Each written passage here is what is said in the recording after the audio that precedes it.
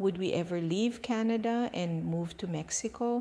Honestly, possible. Hindi namin masasabi na mangyayari siya soon and wala rin kaming definite timeline. But Mexico has always been one of those places na naiisip namin when we talk about our family's future. At one point, seryoso rin talaga naming pinag-usapan kung ano kaya ang magiging buhay namin if someday we decided to leave Canada and live in Mexico. Nag-research kami ng different places, tumingin kami ng properties, pinag-usapan namin ang cost of living, lifestyle, weather, yung magiging buhay ng mga bata. Basically, we started asking ourselves, could we actually build a good family life in Mexico? And hanggang ngayon, hindi pa rin namin totally kino-close yung possibility. So today, ikukwento ko kung bakit naging serious possibility sa amin ng Mexico, ano yung mga nagustuhan namin sa idea, ano yung mga kailangan pa naming pag-isipan, and kung nakikita pa rin ba namin ang sarili namin living there someday. If you're new here, we're a Mexican-Filipino family living in Canada. I'm Filipina, my husband is Mexican, and we're raising our two daughters here in Canada. So basically, three countries are part of our family story: Canada, Mexico, and the Philippines. Canada is where we're currently building our life. Mexico is part of my husband's roots and our children's heritage. And of course, the Philippines is where I come from. Kaya kapag pinag-uusapan namin kung saan kaya kami eventually magsisettle or kung Canada na ba talaga forever, hindi siya simpleng question para sa amin. Because technically, we have three places that will always be connected to our family. First, gusto kong sabihin na hindi naman namin gustong umalis sa Canada dahil ayaw namin dito. Canada has been good to our family. Dito namin pinalalaki yung mga anak namin. Dito yung everyday life namin. We have our routines, activities, homeschooling, and the life we've built as a family. And especially here in Alberta, ang dami naming places na talagang nai-enjoy. We love going to the mountains. We love family drives, nature trips, picnics, and just spending time outdoors. There are so many things about Canada that we genuinely appreciate. But I think normal din naman habang tumatagal na mapaisip ka, is this where we want to stay forever? Or could there be another place that might fit the kind of life we want in the future? Hindi naman ibig sabihin na unhappy ka sa current life mo. Sometimes you're simply thinking about your options. And that's basically how Mexico became part of the conversation. Obviously, one of the biggest reasons is my husband. And Mexico isn't just another country na nakita namin online at naisip naming magandang tirhan. It's part of our family. Our daughters are half Mexican and half Filipino. And habang lumalaki sila dito sa Canada, gusto rin namin na magkaroon sila ng real connection sa Mexican side nila. Not just through food, not just through celebrations, and not just through vacations. Gusto naming maintindihan nila yung language, culture, people, traditions, and even ordinary everyday life. Because visiting Mexico and actually living in Mexico are two very different things. Kapag vacation, exciting lahat, beach, food, family, exploring. Pero kapag nakatira ka na doon, may groceries, bills, making appointments, traffic, school, house maintenance, at may ordinary Tuesday din na wala namang exciting na nangyayari. And that's the Mexico we're curious about. Hindi lang do we enjoy visiting Mexico because we already know that we do. The bigger question is, could we actually build a normal family life there?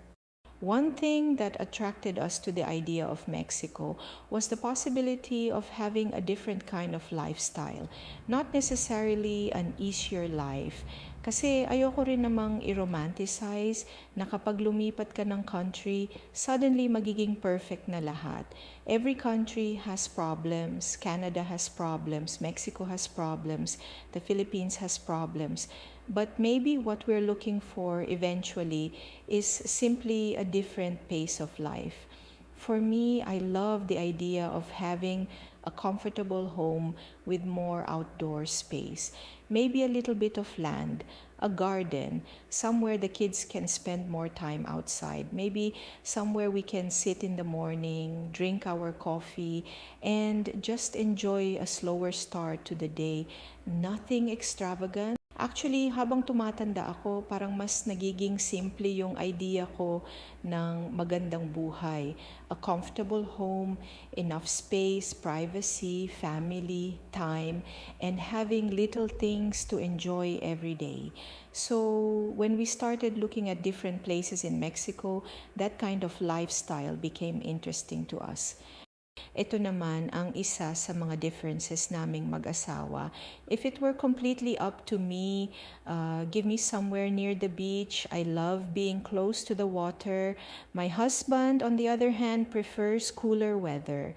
So medyo may negotiation na agad because Mexico isn't just beaches and tropical weather. And habang nagre-research kami, mas nakita namin kung gaano ka-diverse ang Mexico. You have coastal areas, big cities, smaller towns, places with hotter climates, places with more moderate weather, and completely different lifestyles depending on where you go. So, hindi pala siya simpleng, okay, Mexico, saan malapit sa beach. Kailangan talaga naming hanapin kung anong klaseng place ang magiging comfortable para sa buong family. This is where the research became really interesting. We've looked at different areas and different kinds of communities. At one point, we spent a lot of time looking around the Yucatan Peninsula. Merida became interesting because it's an actual city. You have hospitals, shopping, restaurants, services, and the things you would actually need when raising a family. And then you have coastal communities that aren't too far away. We've also looked at other areas, houses, condos, and even land. And that's probably one of the most fun parts of researching. Makakakita ka ng property and suddenly mapapaisip ka, what if we bought a small house? What if we had some land? What if we built something simple? What if we had a place we could use whenever we're in Mexico and maybe eventually spend longer periods of time there? But of course, looking online is very different from actually buying something. So we're not rushing into anything. Cost of living is another reason Mexico became interesting to us. Living in Canada isn't cheap.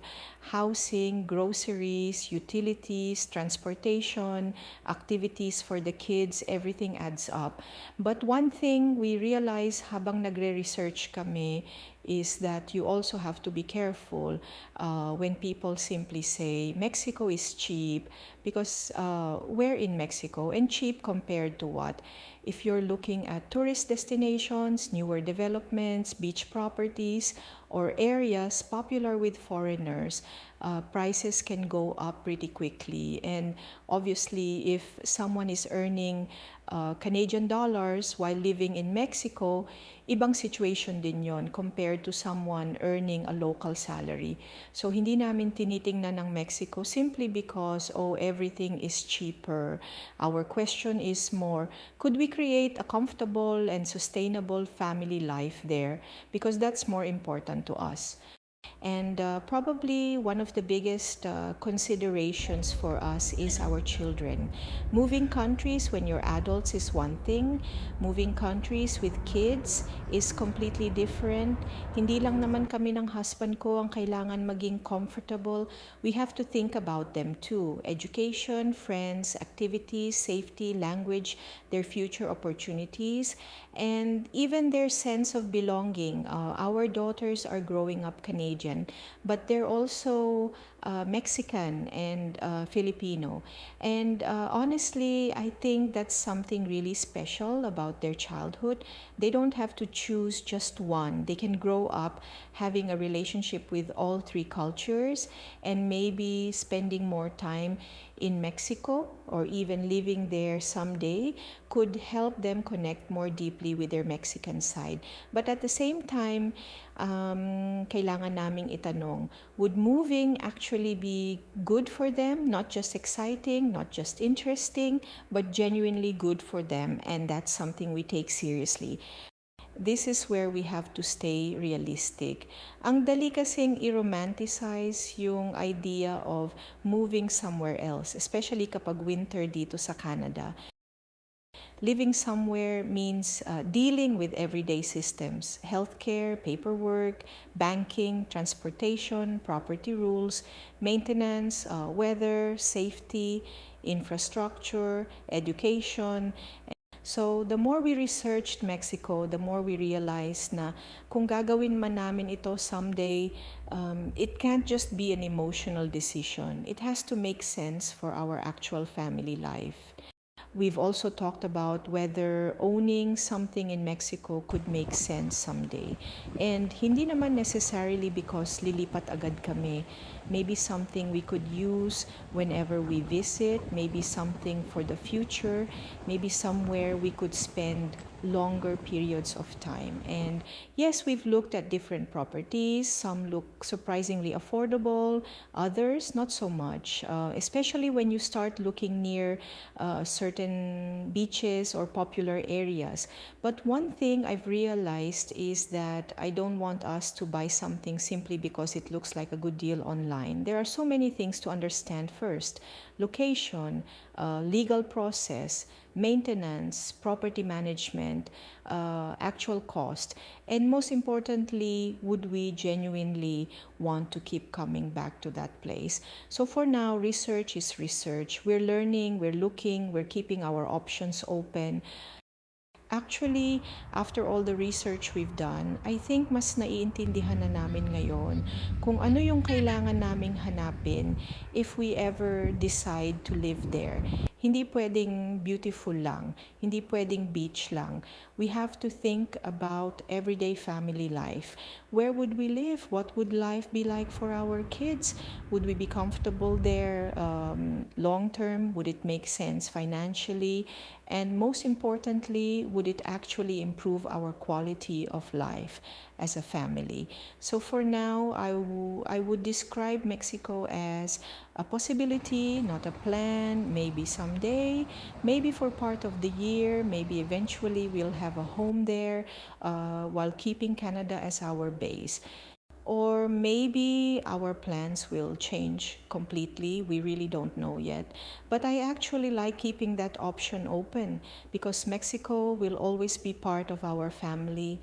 My husband is Mexican, our daughters are half Mexican, and no matter where we live, we want Mexico to continue being part of their lives. So, would we ever move to Mexico? Yes, we would consider it. We're just not putting a timeline on it right now. And of course, there's another country in our family story, the Philippines. That's my side. And if we're going to seriously talk about Mexico, eventually we also have to talk about the Philippines because there are things I miss about the Philippines too. And sometimes naiisip ko rin, what would our life look like there? Would our kids enjoy it? What would my Mexican husband think about actually living there? So maybe the question isn't simply Canada or Mexico. Maybe someday it becomes Canada, Mexico, Philippines, or maybe Canada stays our main base and we simply spend more time in Mexico and the Philippines. Honestly, we don't know yet, and I think that's okay. One thing I've realized through all of this is that you don't have to turn every possibility into an immediate plan. Pwede kang maging curious, pwede kang mag-research, pwede kang mag-explore without saying, okay, we're definitely doing this. And actually, researching Mexico made us think more deeply about what we really want from our life: family, time, financial stability, experiences for our children, culture, community, weather, and the kind of everyday life we want to have. Maybe Mexico eventually becomes a bigger part of that future. Maybe the Philippines does. Maybe Canada continues to be our main home. We'll see. For now, we're not rushing the decision, but we're also not closing any doors. So, would we ever leave Canada for Mexico? Yes, it's possible. Mexico has a real place in our family because it's not simply a country we enjoy visiting, it's part of who our family is. But right now, we're still living our life here in Canada while continuing to learn, explore, and keep our options open. And that's actually one of the things we want to share more here on Tropical Snow Family, our everyday family life in Canada, homeschooling, our adventures, our Mexican and Filipino cultures, and even these conversations about where life could eventually take our family. Because honestly, we don't know exactly where we'll end up. And maybe that's part of the adventure. If you enjoyed spending time with us today, don't forget to subscribe here on YouTube. And you can also follow Tropical Snow Family on Facebook, Instagram, and TikTok for more of our everyday family life, adventures, and little moments in between. Thank you so much for watching. We'll see you in the next one. Bye.